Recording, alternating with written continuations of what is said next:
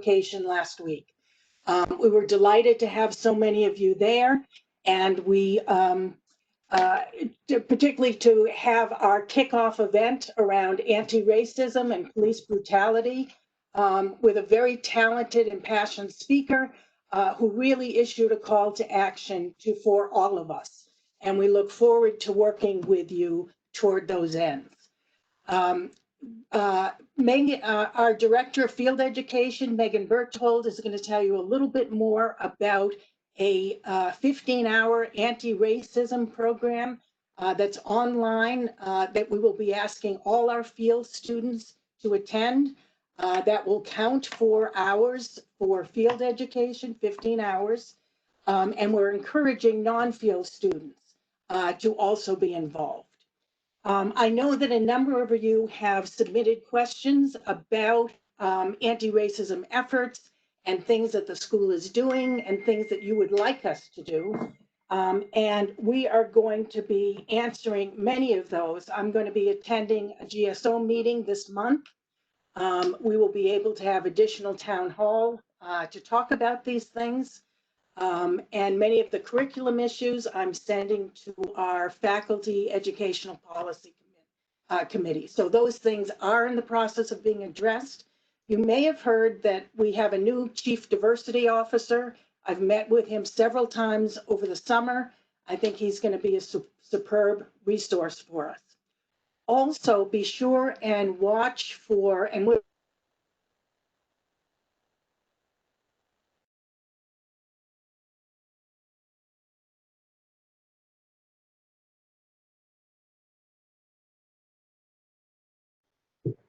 I think that our dean might have lost connection. So it seems. All right. Well, as she works that out, essentially, she'll come back and she'll be able to finish our message. But we just wanted to ensure that everyone is aware that we did receive questions prior that are outside of the field and academic-based questions or answers that we wanted to provide today, and that we'll be providing additional town halls and or sessions to have those conversations. That she has things in place right now to ensure that we're addressing most of your concerns. So I want you to still feel welcome to ask your questions, but essentially today, because of the issues that we're facing with field and our academic curriculum, so to speak, we want to ensure that you feel comfortable, that you feel satisfied to move forward with the rest of the semester. So without any other further delay, I'll ask Dr. Berthold or Cheryl Jackson Morris to come forward and to share any updates from a field standpoint, because I know from my inbox, this is where most of your concerns are. So we want to ensure, especially for our incoming students, that you feel prepared and that you have this platform to ask your questions during this time. So Dr. Berthold, please take the microphone. Thank you. So my name is Megan Berthold, and I'm the Director of Field Education. And my Associate Director, Cheryl Jackson Morris, is also on the panel today. And we're going to give you a few overview of what field is looking like at this time, and then answer questions after. But on behalf of our whole team, we're really looking forward to supporting you in your field education this year. So I want to start by telling you about some things that will look different this year due to the COVID pandemic that we all and the field agencies that we partner with are experiencing. So we expect that every student will have a combination of a field unit or agency affiliated field placement and some remote field education experiences provided by our school this academic year. Field starts for everyone next Tuesday, September 8th, but students will have different start dates with their field unit and agency-based placements. The field unit or agency-based placements may include some in-person activities at the agency or in the community, but it also may include some remote field activities. Some agencies are starting with remote telehealth work or remote field projects, and each agency will determine what is needed based on their situation. Our goal is to have everyone obtain a field unit or agency affiliated field placement for at least part of this academic year. We anticipate that most students will engage in some amount of remote field activities this year, in part because just like any year, sometimes field placements may be disrupted for a variety of reasons, but also perhaps due to COVID. And if that happens, the affected students would engage in remote field experiences, trainings, and other experiences provided either by their agency or by us until such time as they're able to resume their work in their field placement. And as Dean Heller mentioned, students will receive field hour credits for completing all of these remote assignments. In addition, there are several other things that will be taking place remotely this year. All of your field seminars, both in the fall semester and in the spring semester, will be taking place through Webex remotely. Your agency site visits by your faculty advisor will be remote, and in some cases, supervision will be conducted remotely. Tricia has posted a frequently asked questions or FAQ section on our School of Social Work website regarding COVID and the impact on field, as well as other classes and other aspects of our MSW. And one question we've been getting a lot is, do I need to be compliant with my background checks and immunizations in the Confio system before I can start my field unit or agency-based placement? And the answer is yes. We've sent out additional communications. We've made phone calls and emails about this to you all. This is a University of Connecticut requirement, not a School of Social Work requirement. If you're still working to become Confio compliant, or if you haven't yet sent this to us, please send the Field Education Department the email that you receive from Confio that indicates that you are compliant. And then we can issue a confirmation that to you and to your field instructor that everything's set and you're ready to start your field placement.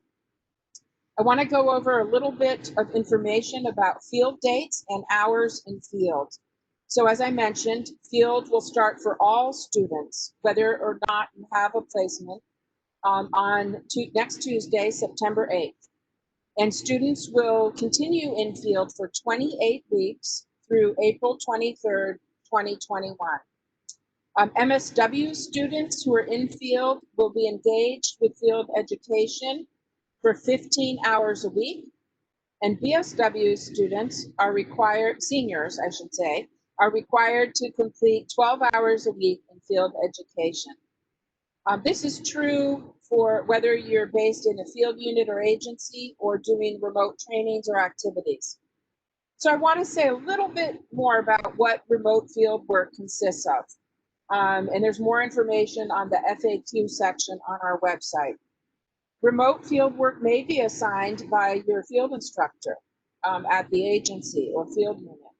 If you're not in an agency setting, the School of Social Work Field Ed Department has sent you communications and instructions about how to access remote trainings, and we will be putting up other remote field activities on our Husky CT site. It's a field education Husky CT site, and my team has enrolled all of you and all of your advisors into this site. And there are detailed instructions on that site, and we've also emailed all of you detailed instructions about how to log in and access the remote trainings, how to submit your certifications and hours to your field advisor and field ed department. When you get on the site, it's located in the remote trainings tab on the left-hand toolbar. I'd be happy to answer more questions as they come up. And all of these remote trainings and assignments, it bears repeating, you will earn field credit for doing these. And just to say a little bit more about the 8 anti-racism webinar and training that Dean Heller mentioned, there are 2 ways to attend this. One is in live time on September 16th and September 17th. All day. But we recognize that for many of you, you may not have all day on those 2 days available. So the organizers are taping the event, and you will be able to access it at your convenience, and you can do bits and pieces until you complete the whole thing. As Dean Heller mentioned, this would be mandatory for all in-field students because it's such an important and timely topic. It's something that all social workers should enhance their knowledge and ability to practice in this area. So stay tuned for an email from Dean Heller soon, which will give you details about how to register. I want to mention that this anti-racism webinar, as well as all of the trainings and remote field activities we've developed, you won't be charged for it. It's free, okay? So I wanted to assure you of that. And that's the end of my summary. And Cheryl and I will be available to answer field-related questions as they come up. Thank you.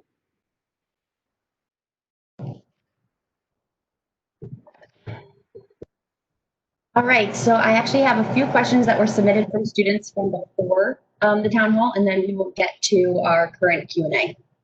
So the first question I have here is, how will the students that do not have placements complete the assignments? How about if they have no social work experience? Thank you, Tessa. I'll take that one. That's a great question. So students that do not yet have a field placement will start initially next Tuesday, September 8th, with remote trainings that are loaded up on our Field Education Husky CT site. And these trainings will not require that students have already had any social work experience. Really, they're designed to help prepare students with knowledge that will assist you when you enter an agency based placement later this semester. Although I'm going to pipe in because I think that might be about classes as well. So so Tessa, what we're asking, and everyone listening, what we're asking you to do is talk with your professors who are quite aware that there may be many of you that aren't in field placements and they're ready to be quite flexible. So talk with them and just try to go ahead and work it out. Great, thank you. Our next question is, should a student defer for a year if they have yet to be assigned a placement? So this is Megan again, field director. So I believe that decisions about whether to defer for a year or not are really a personal decision because everyone's situation is different. We have recently received commitments from a number of field placement settings to take on our interns, and the field education team is actively working to place those students who are not yet matched with an agency. We anticipate being able to place all of the in-field students this semester. I wanted to say one other thing, that certainly all students have the option to defer either for next year or to defer to this spring. And if you start the program this spring, 2021, then you would be in a 5-semester program. And that certainly would lighten the course load because you'd be taking a different set of classes this spring. You wouldn't be in field education this spring. And so for some students that might make for a more manageable schedule, depending on what else you have in your life. Thank you. I'll also add that once you begin, and this is Trisha Hoffman from the Office of Student and Academic Services, once you begin classes, you can no longer defer enrollment because then you've already been enrolled. However, there are other options such as LOA, which means leave of absence for a semester and or a year, which will have to be approved. So before you make any decisions as such, please come to OSAS, Office of Student and Academic Services. Send us an email and we'll ensure that we provide the right information and or the right directions to you. So just wanted to add that there before anyone makes any rash decisions about deferring or withdrawing. Please communicate so that we can ensure that you're on the right track. Great, thank you. I have another question, another field-related question. If we are not placed in the field and are doing remote work through Wuhan, will that still prepare me adequately for entering the workforce after graduation? I realize that the amount of hours will meet the requirements for licensure, yet I'm speaking more towards getting adequate experience. This is Megan again, the field director. I'm very glad that you asked that question. It's a great question. So I firmly believe that the remote work that we've set up for you, if you're not yet in a field unit or agency-based placement, that this remote work will help to prepare you for practice and for the workforce after graduation. We have heard from a number of agencies throughout our state and also from field directors around the country, because we're networked with them, that having more preparation before entering a field placement they view as very helpful. I was a longtime social work clinician who also engaged in macro practice before I joined UConn's faculty. And I feel confident that the remote work that we have planned for you is relevant for your careers, whether you're an IGFP student or community organizing or policy practice student. In addition, as I mentioned earlier, we anticipate being able to place all in-field students, VSW and MSW students this semester. I would just want to add there, Megan, that I worked during the spring and the summer with a national task force of the Council of Social Work Education and the Association of Deans of Social Work across the country. As a collective, we really developed the kinds of ideas and what would work for remote training. And so I can say virtually every other school in the country, we're all under COVID and we're all trying to be very creative. And that's why we've been sharing resources so that, you know, in some of the webinars you're going to be in, you're going to see students from other schools and we will move this forward. So, thank you. Hi, this is Cheryl Jackson Morris from the field department. I'd also like to add that we have assignments in a lot of different areas. So that would include telehealth services, self-care, mental health, work with children, work with adults. So I really do feel that it is, we have a variety of trainings and webinars. If you would like to, if you're an IGFP student and you really want to look into research and policy, we have assignments and trainings in those areas too. They are all set up by competencies. So there's something for everybody.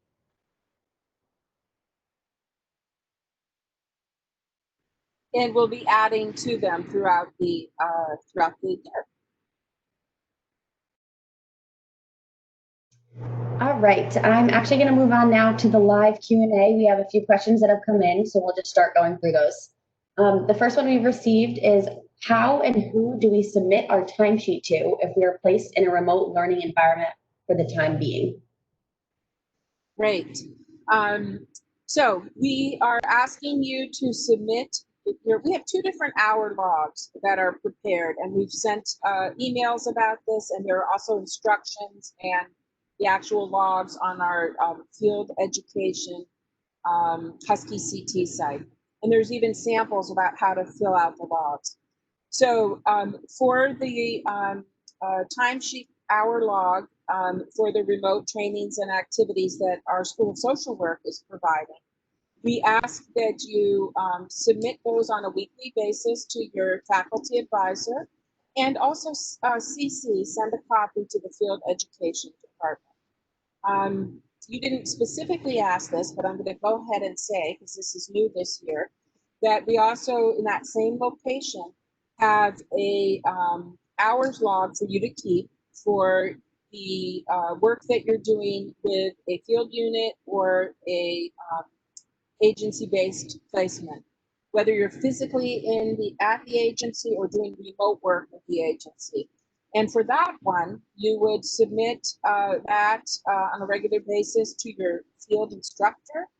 a copy to your faculty advisor, and a copy to the field education department.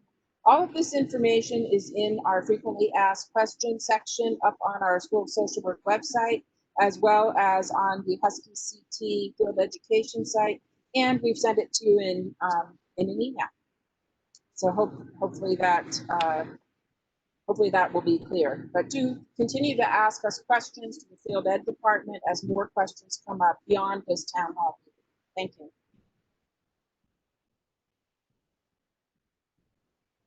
All right, our next question is, how long should students expect to do remote trainings instead of being at a field placement?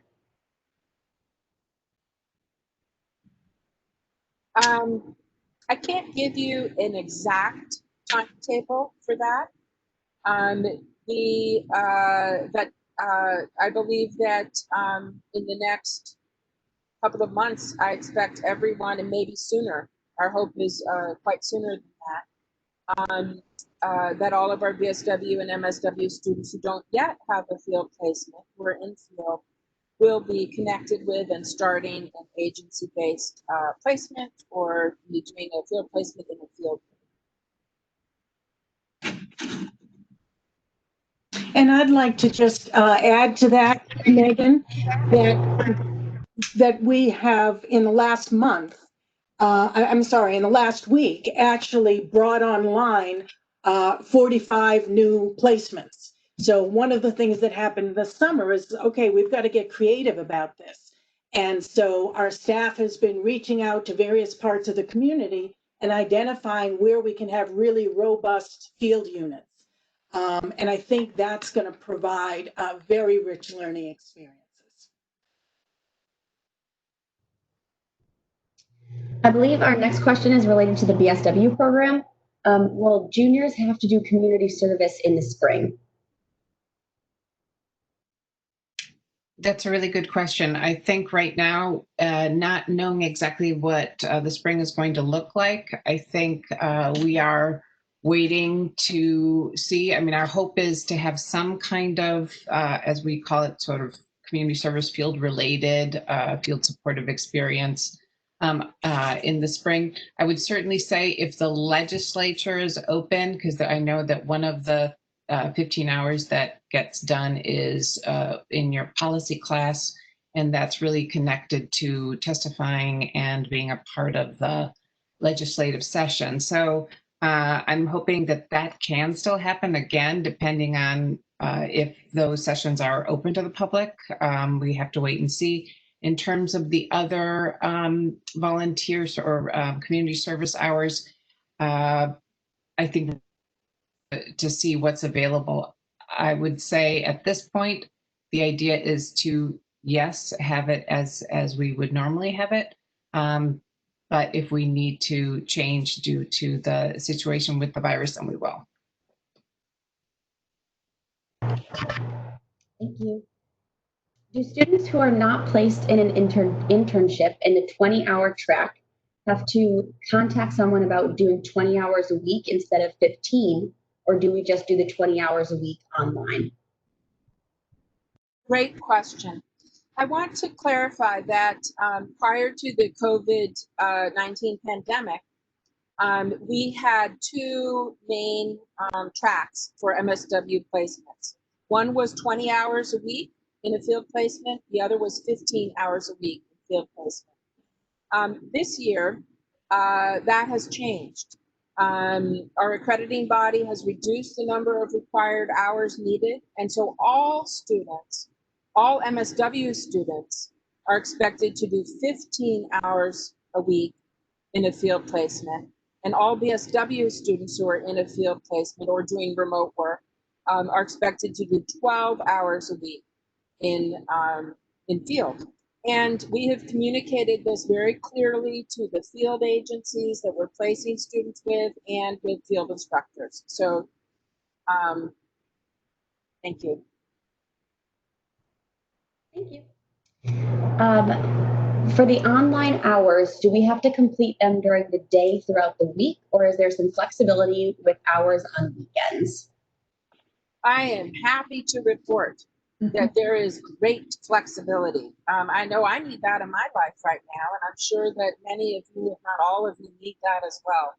So these remote trainings are designed for you to take whenever it is convenient for you. Could be in the daytime, at night, on the weekend. We wanted to make it as accessible and as workable, you know, for a variety of different schedules. Do we have to wait until September 8th to begin the remote trainings if we have not been placed, or can we begin those this week?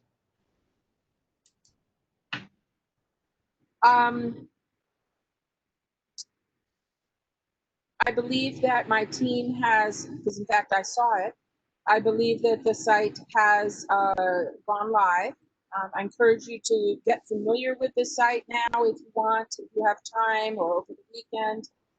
Particularly, you know, look through the section that is there. It's broken up by BSW students and by MSW students, and you're in the program and what your concentration is if you're an MSW student. Get familiar with the site. And it has gone live, but we're expecting all students to not wait past September 8th, but to make sure to have started their remote field trainings and hours by September 8th.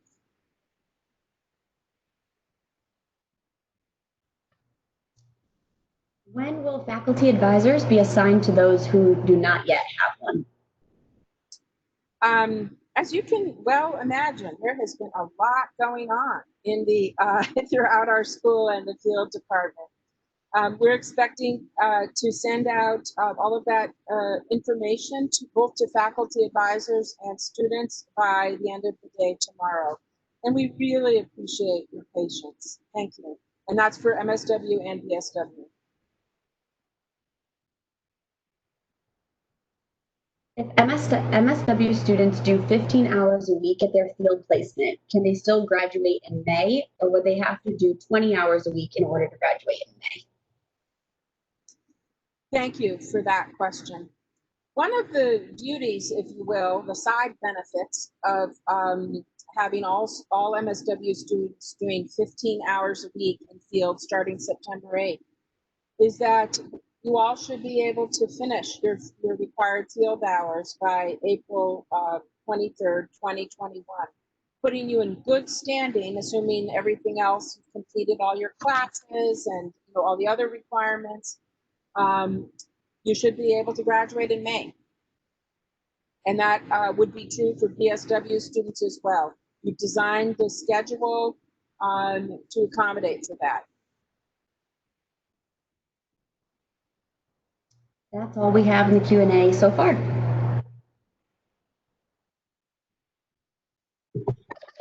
Just a reminder, if you have any questions pertaining to field or academics, to send them with a Q&A feature, and then we'll be sure to respond to that. I'm not sure if Dean Helen wants to add anything, or if I should give some updates from OSAS. Okay. Yeah, I would just add something, and that is because we have our program directors here, our MSW and BSW program directors, if you have any questions about classes at this point, or any difficulties, or just general questions, we can take a few of those now. Most of you have probably had a first class by now, and I hope that went well, but if you have a question, please let us know. And you can, again, use the Q&A setup.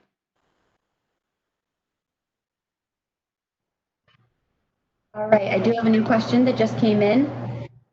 If you do not currently have a field placement, is it possible to do more than 15 hours a week of the online modules and have that come out of the total number of field hours you're required to do? We are asking that you not do that for a couple of reasons. One, we're anticipating that very soon you will be in a field placement. And while these remote trainings are very great preparation for being in a field placement, we want to ensure that you have as many hours available as possible in a field unit or in an agency-based placement. So that's a key reason why we ask that you don't start accumulating a ton of hours in the remote training. Also, our field agency partners have a lot of really rich and important work for you to do, and including the ones that we've been talking to, as Dean Huller mentioned. We have a lot of new agencies who we're about to start placing students in.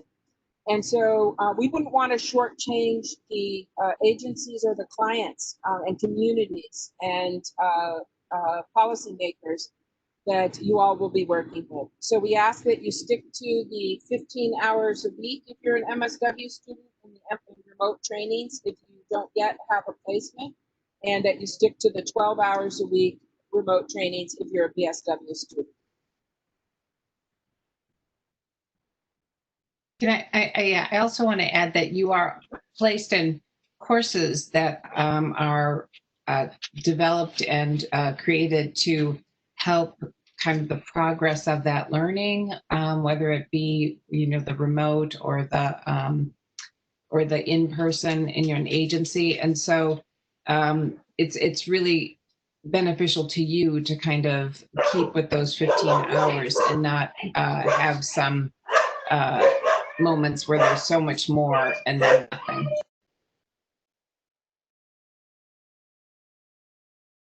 One more question that just came in.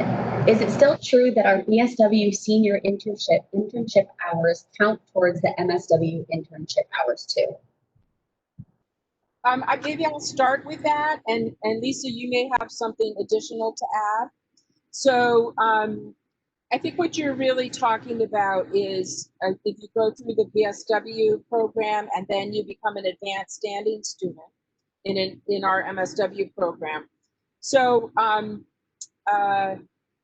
pre-COVID, we required 900 hours of field education for an MSW student to graduate. And that's true for advanced standing as well. So the short answer to your question is yes. Your BSW field hours will count if you go into our advanced standing program. It will count towards the total number of hours you need to graduate.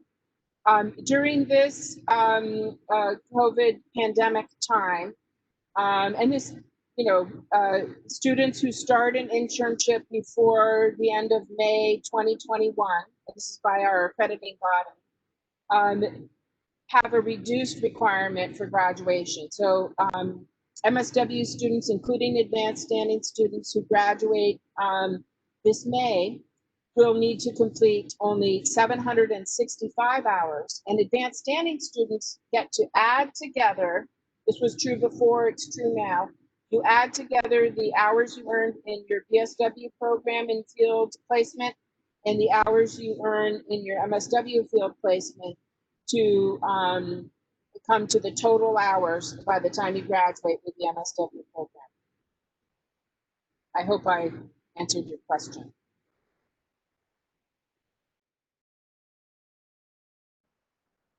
All right. For students that do have a field placement, if the pandemic gets worse and our field placement potentially shuts down, would we be able to participate in the remote training as well?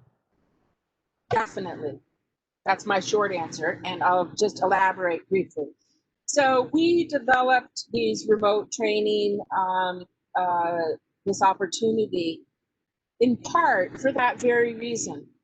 I see two possible scenarios that might come into play. For those of you who already have a field placement, and if you're, as the questioner asked, if your agency shuts down, I want to say I and my colleagues have had many conversations with field agencies. Some of them may stop in-person work, but may continue with remote activity, telehealth or other remote assignments that the agency is doing, together with ongoing supervision from the field instructor. If they don't have enough remote work for a student to do, You can definitely supplement those hours with the remote trainings and assignments that we have on our School of Social Work SBCT Field Ed site. The other scenario would be for a student in a placement whose agency shuts down completely for possibly a period of time, or depending on when it happens, maybe for the rest of the academic year. And definitely, you could access and continue to complete field hours for free on your own schedule, as long as it's 15 hours a week for MSW students, 12 hours for BSW, through our field education Husky CT site. That's a great question, and I imagine many of you have been wondering about that. Thank you. That's all we have for questions right now.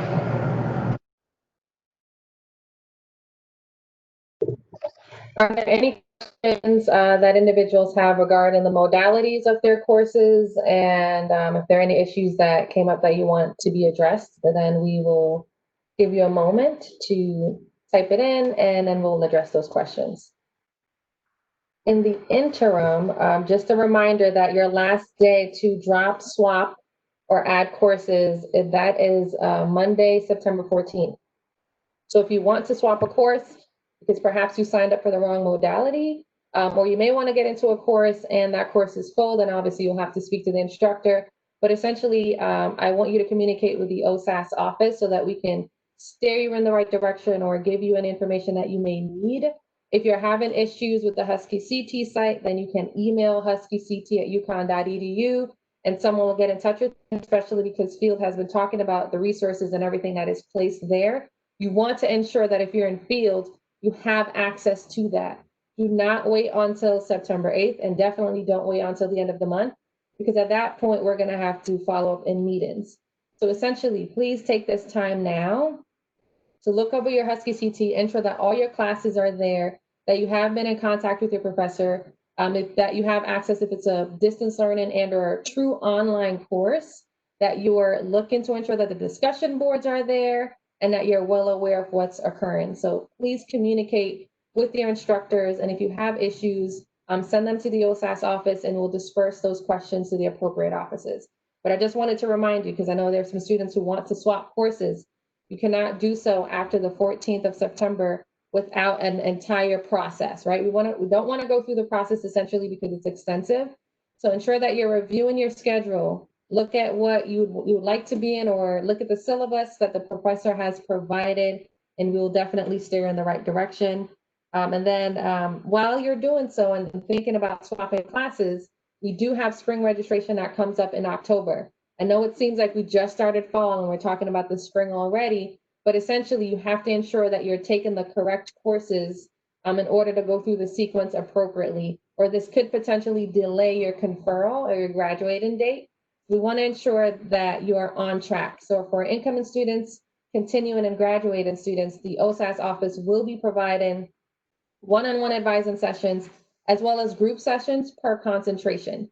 The reason we're doing this is we want to ensure that you truly understand what your program plan looks like so that we can eliminate any questions and or assumptions. We want to ensure that you're meeting this remark. And if you don't attend any of these sessions, we will place a hold on your account. And I know that sounds kind of extensive, but essentially we need you to understand and to be on track with what your requirements are in order to graduate and or to move forward in our program without any hitches or any other barriers that we can control at this point, at least.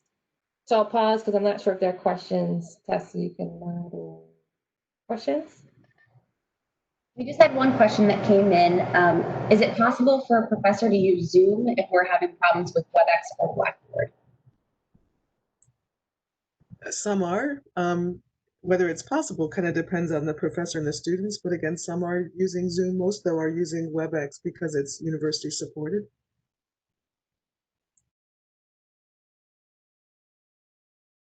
That's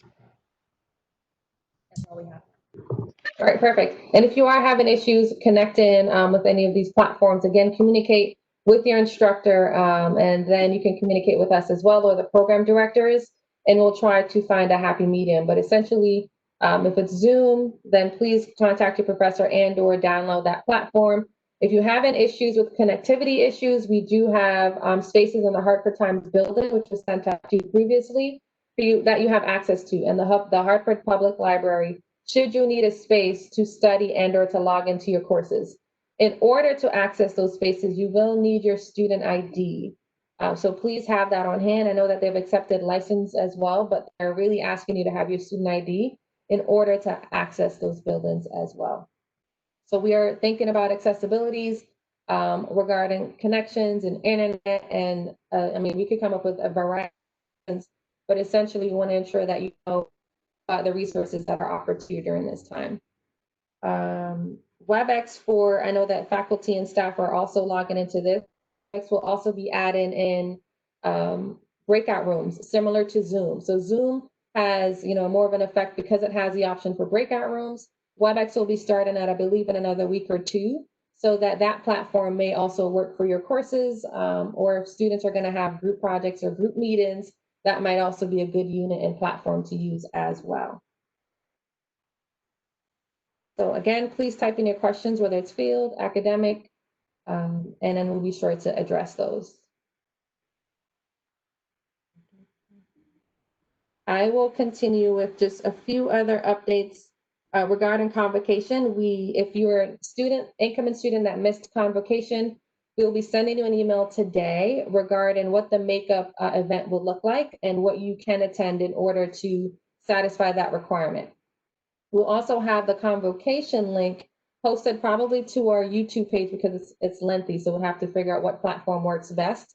In the event that you want to go back and review it and to see what the call to action was from Dr. Woodford, who was our prestige guest speaker. So we want to ensure that you get an opportunity to look at it. If you missed it, you did miss something. So please try to go back, look at it, hear from her, because the call to action regarding systemic racism, it was empowering, it was real, and she also stated that it was a call to outrage as well. We're all feeling heavy at some points. We're all perplexed in other areas as well. So we want to ensure that our students feel like they belong, and essentially with a call to action starting out, as our dean said earlier, that we're looking towards an anti-racism and a whole bigger factor, right? Not just having speakers come in, but in our field education and academic and as a school and a unit. So please, please, please, watch that if you can, and we'll definitely provide more opportunities for you. Another reminder is that we have masks coming to you that are being mailed. So please thank the School of Social Work staff, specifically Iris and Carmen. Those two individuals, and Tessa, I believe, also assisted with stuff in envelopes to send it to your home so that you can be safe. So if you're ever going to be on campus, we're sending you 2 masks to every single student. So please watch out for that mail. It should be there probably in a few days. Lastly, and I've heard this loud and clear from emails, that OSAS sends out too many emails. So we're looking into other factors to ensure that we're decreasing the amount of times that we email you on a daily basis.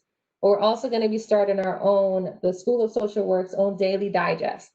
So I'm asking you to ensure that you're looking at this to get the information that you need. And we're not going to just swap out emails immediately because this has to be a transition. So please continue to bear with us, but it is also your responsibility as a social worker to check your emails and to read them. And I know that sometimes you may be inundated, but it's only going to get worse as you go through the profession. You're going to get more and more emails. So it's good practice during this time to check the emails and to communicate with everyone else.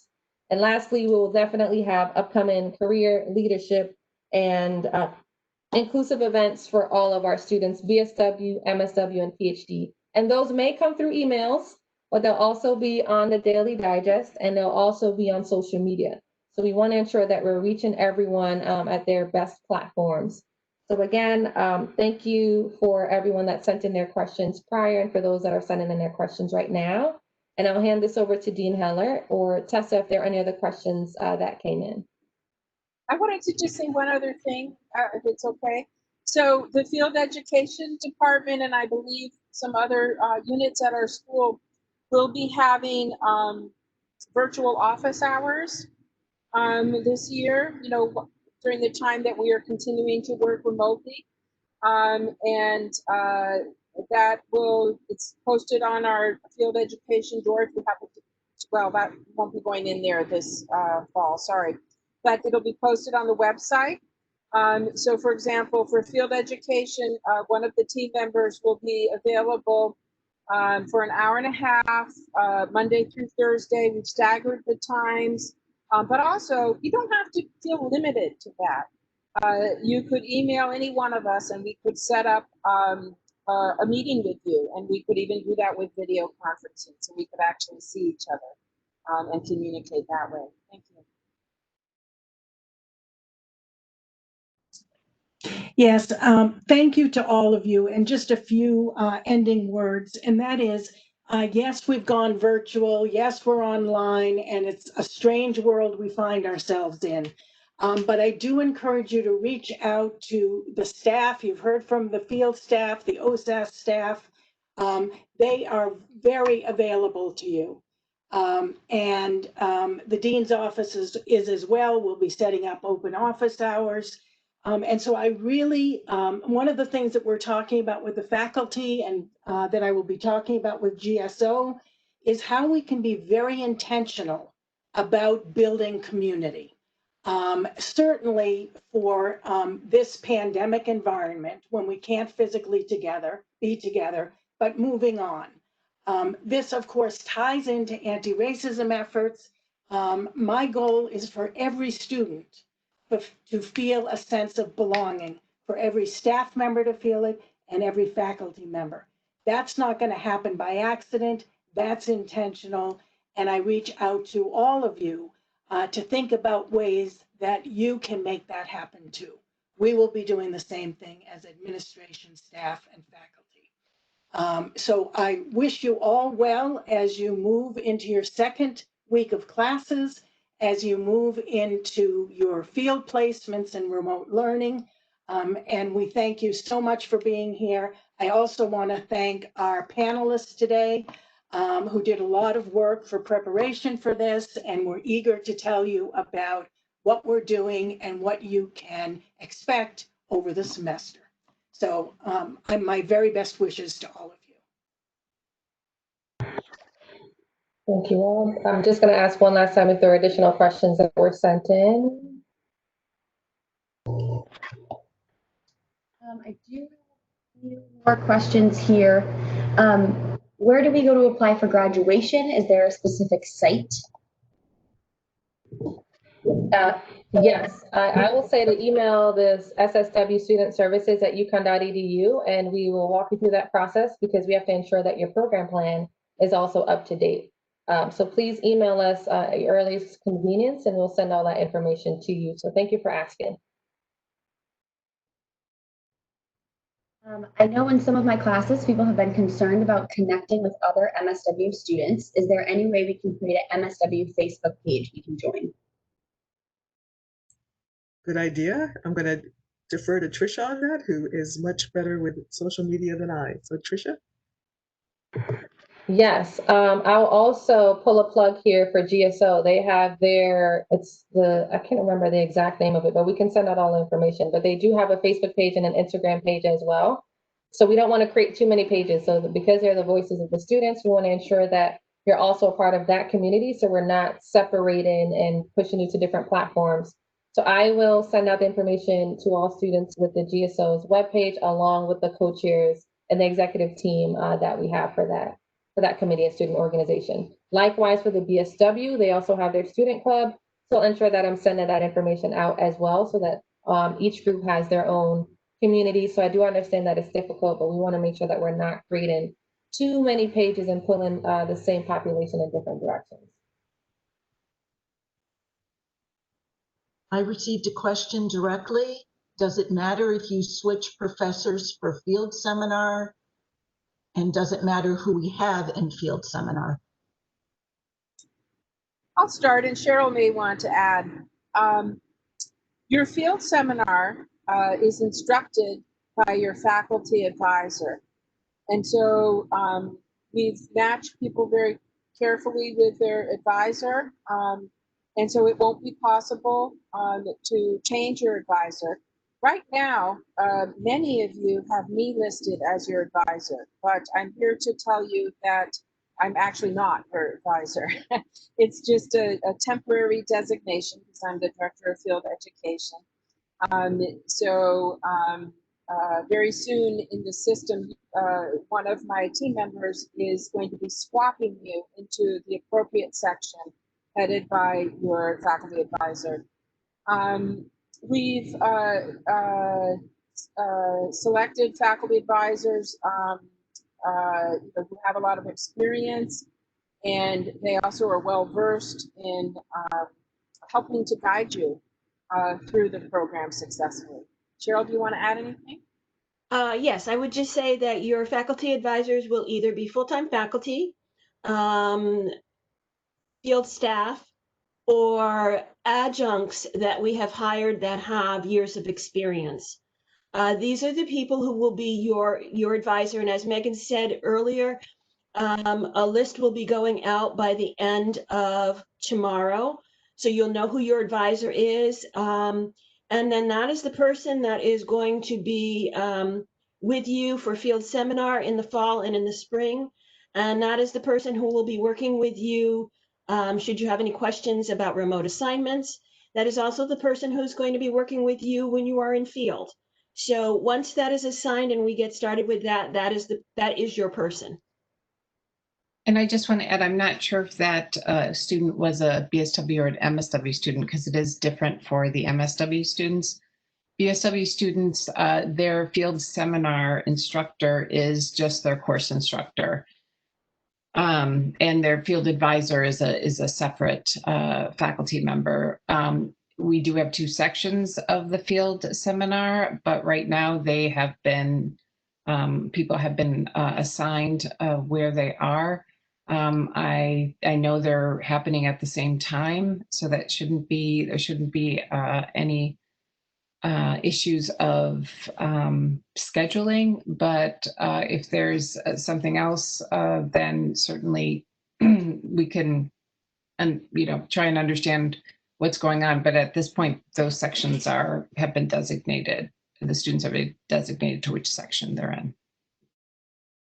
And this is Brenda Kurz again, the MSW program director. I, like Megan, am assigned currently as the advisor to over 100 of you. So again, that'll be switching once the lists go out later Friday. I know we're coming up against time, but I'm not sure, Tessa, if there are other questions, and I'll definitely like to have Dr. Corbin say hello to everyone while we have a few minutes left of the town hall. Oh, I'm sorry. Please, Tessa, go ahead. I was just going to say, I think that we're all set with questions at this point. I do want to just point out that we've had multiple come in regarding anti-racism and demands for the school. So I am keeping track of all of those, and they will be shared with the administration so that they can all be addressed. Thank you. I just wanted, before we end, to take a moment to say hello. I'm Joanne Corbin, the Associate Dean for Academic Affairs. I'm new and I'm learning a lot as I listen to all of the information that's being shared. We wanted to make sure that today focused on you getting started well in your classes and your coursework and in the field. So that's where the weight was. And I will be working with the directors to support them, to support you in getting the education that you need and the experience that you need. So please first go to the directors for any questions. And if there are questions that should come to me, I'm more than happy to meet with you and work with you. And I'm looking forward to working with Dean Heller on addressing those systemic issues that we know are so important in the midst of a pandemic. And so we've got much on our agenda for this year, and I look forward to working with you. Best wishes. All right, thank you, everyone. We're up against time, and I'll just repeat what Tessa and Dr. Corbin and Dean Heller said in the beginning, that there are many questions that came forward with anti-racism, and we will have another town hall, and we'll be meeting with other students, or the administration will be meeting with the students pertaining to those requests, because they're very important to talk about, as Dr. Corbin just stated, and to have a strategic plan to move forward and have systemic changes. So thank you all for tuning in. I know that some individuals may also have classes. But thank you again for your time, for your commitment. Welcome. Please continue to just, stay on this roller coaster a little bit longer, because we're working it out and learning all together. And that's what it feels like. To just know that we're here for you. Continue to reach out to us should you need any assistance. And please check your emails at least for the next couple of weeks to ensure that you're not missing anything that's important. So thank you for your time, everybody, and have a great one.